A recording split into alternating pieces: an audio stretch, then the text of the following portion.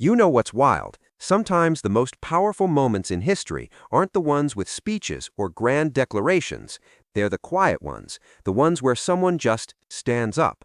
And on one particular night in the 1960s, that's exactly what happened when Dean Martin did something so simple yet so radical that it sent shockwaves through an entire room full of powerful people. But before we get to that moment, we need to understand what made it so extraordinary. Picture this: Las Vegas in the early 1960s, neon lights blazing, money flowing like water, and beneath all that glitz and glamour, a world operating by rules most people never saw. The mob essentially owned the Strip back then. These weren't just businessmen, they were the kingmakers, the power brokers who decided who performed, who got paid, and who got respect. And in this world, there was Sammy Davis Jr.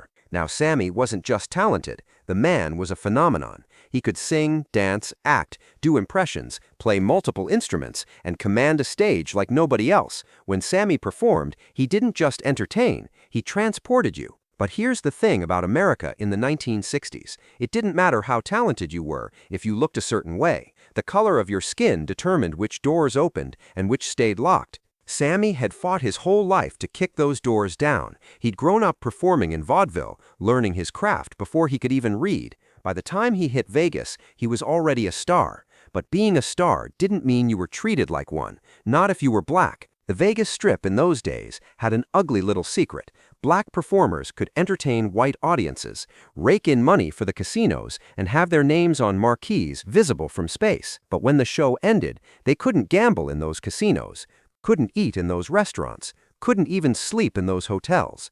They had to stay on the other side of town, in the segregated section, treated like second-class citizens the moment they stepped off stage.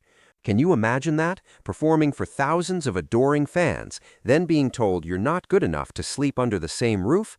But Sammy had something most performers didn't have: friends who refused to accept that reality. Enter Frank Sinatra.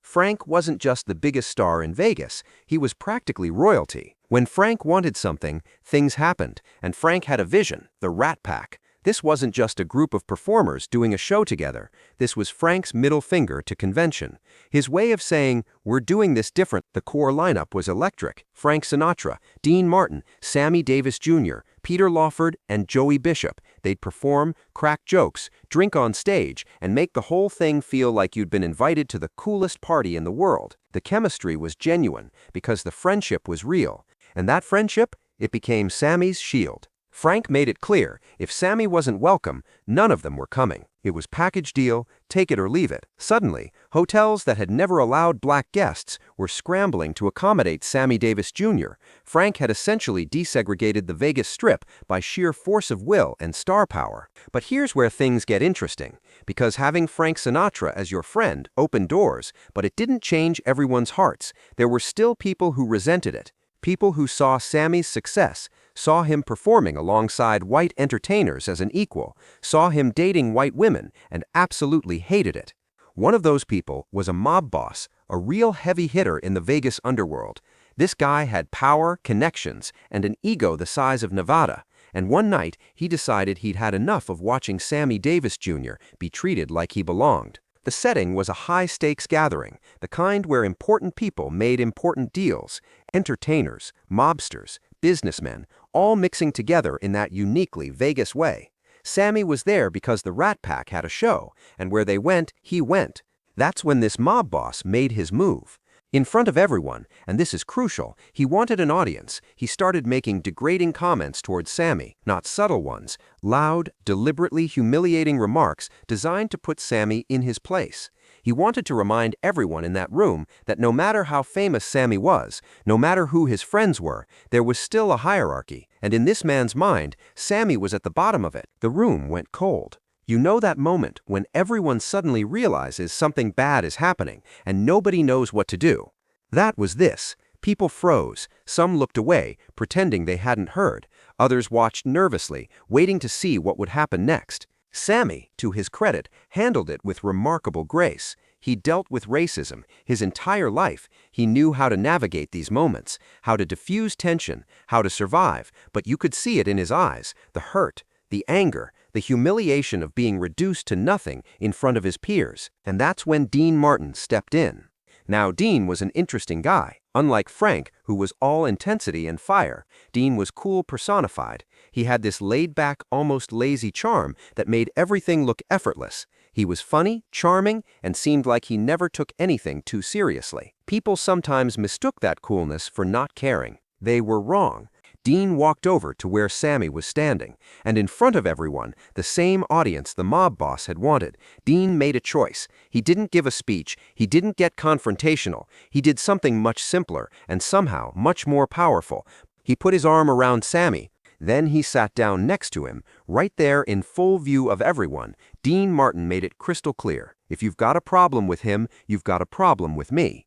But it wasn't just the gesture, it was how Dean carried it. He didn't look angry or defiant. He looked completely at ease, like there was nowhere else he'd rather be, and nothing more natural than sitting with his friend. It was casual defiance, which made it even more devastating. The mob boss found himself in an impossible position. Dean Martin wasn't just another performer, he was beloved. He had his own connections, his own power, and more importantly, he was friends with Frank, and you didn't mess with Frank's people. This wasn't some nobody the mobster could intimidate. This was Dean Martin saying, "Take your best shot." The tension in that room could have been cut with a knife. Everyone waited to see what would happen next. Would this escalate? Would there be violence? Would Dean's career pay the price for this moment of solidarity? The mob boss backed down. He couldn't afford to push it. Dean had called his bluff by simply refusing to be intimidated and doing it in a way that made the mobster look small. There was no scene, no fight. The moment just deflated. The mob boss retreated, and the message was sent. Sammy Davis Jr. wasn't alone. Now, here's what makes this story so significant. It would have been easy for Dean to stay out of it. He wasn't the target. He could have told himself it wasn't his fight, that Sammy had dealt with this before and would deal with it again. He could have worried about his own safety, his own career, his own reputation, but he didn't. When it mattered, Dean showed up. There's something about that kind of friendship that transcends just having a good time together. The Rat Pack wasn't just a marketing gimmick or a Vegas act. It was a genuine bond between men who had each other's backs. And on that night, Dean proved it wasn't just for show. For Sammy, moments like these weren't just about one incident. They were about being seen as human, about having allies who didn't just tolerate his presence, but actively defended his dignity. In a world that constantly tried to diminish him, having friends like Dean and Frank who refused to accept that diminishment was everything. The ripple effects of that moment extended far beyond that room.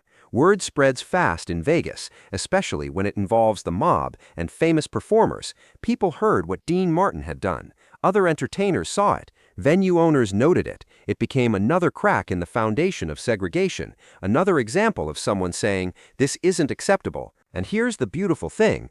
Dean never bragged about it. He never tried to get credit or present himself as some civil rights hero. To him, it was just standing by his friend. That's what you did. That's what decent people did. The fact that it required courage didn't make it exceptional in his eyes. It made it necessary. Sammy never forgot it. In interviews years later, he would talk about what the Rat Pack's friendship meant to him, how they'd literally changed the landscape of Las Vegas by refusing to perform unless he was treated equally. He spoke about these moments not with pity or victimhood, but with gratitude for having friends who genuinely had his back. Think about the courage that actually takes, not just Dean's courage in that moment, but Sammy's courage in navigating that entire world. Every day, Sammy Davis Jr. walked into spaces where he wasn't wanted, performed for people who saw him as less than human, and did it with a smile and professionalism that was superhuman. He dealt with threats, slurs, violence, and constant humiliation, and he kept going.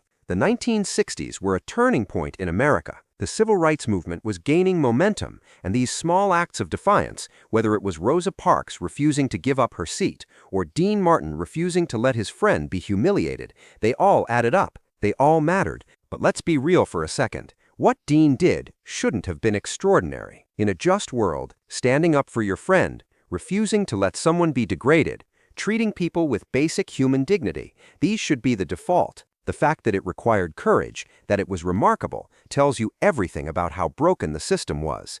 And yet, that's what makes these stories important. They remind us that change doesn't happen in a vacuum. It happens because individuals make choices. They choose to speak up instead of staying silent. They choose to stand with someone instead of standing aside. They choose principle over convenience. Dean Martin, in that moment, chose right. Now, the mob boss who tried to humiliate Sammy, history didn't remember his name. He's a footnote, an anonymous villain in someone else's story. But Dean's gesture, that's remembered. That's what people talk about decades later. Because cruelty might make an impact in the moment, but dignity and courage, those echo through time. The Rat Pack continued performing together, continued breaking barriers, continued showing America what integration could look like when people genuinely respected and cared for each other. They weren't perfect, none of them were saints, and they had their own issues and problems.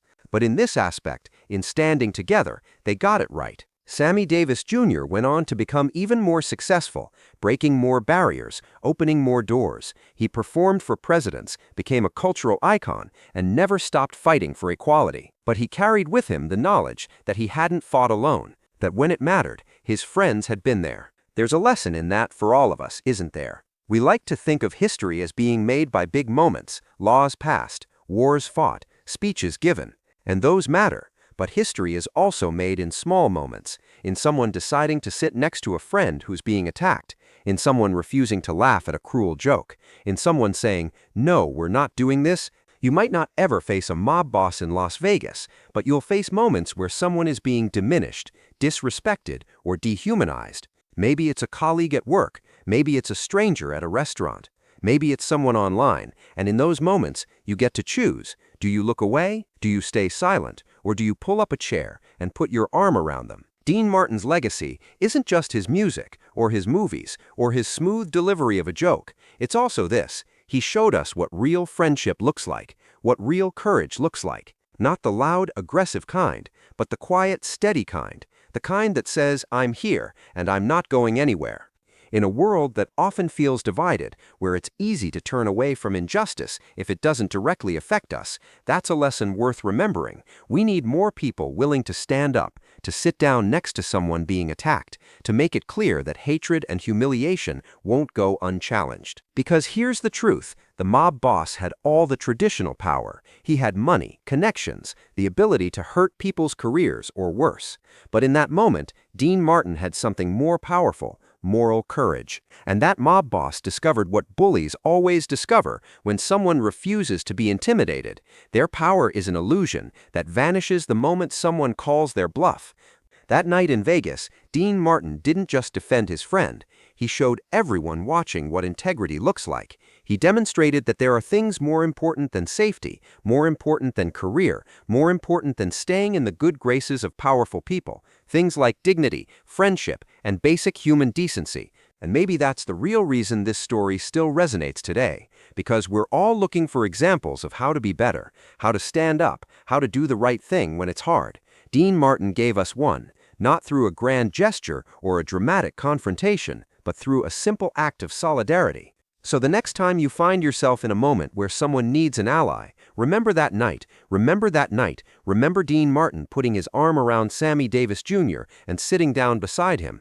Remember that sometimes the most powerful thing you can do is just show up and stand with someone who's standing alone, because in the end, that's how change happens. Not just through laws and movements, but through individuals deciding that some things are worth fighting for, even in small ways, especially in small ways. That's the night Dean Martin became a hero, not by doing something flashy or dramatic, but by doing something simple and profound. He refused to let his friend face hatred alone, and that made all the difference.